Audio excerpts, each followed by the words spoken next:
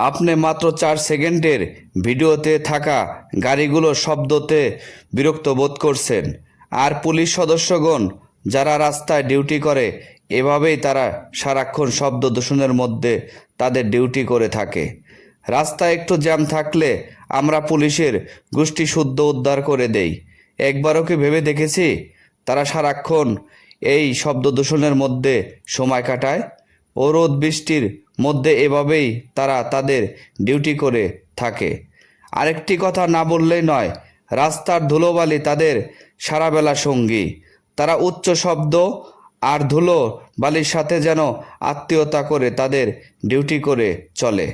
তাদের শেষ বয়সে আরাম আয়েশে সময় কাটানোর কথা, কিন্তু তারা কানে কম শোনা ও শ্বাসকষ্টে জনিত কারণে বিভিন্ন হাসপাতালে ছুটতে হয়। শেষ বয়সেও তাদের বিশ্রাম নেই। এর কি কোনো প্রতিকার নেই? ঊর্ধ্বতন কর্মকর্তারা কি এর দিকে একবারও তাকাবে না? জানি আপনারা অনেকে বলবেন এটা তো তাদের ডিউটি, এগুলো মেনেই তারা চাকরি নিয়েছে।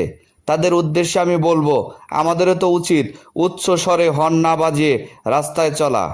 আসুন নিজে সচেতন হই, অন্যকে সচেতন করি। সকলকে ধন্যবাদ।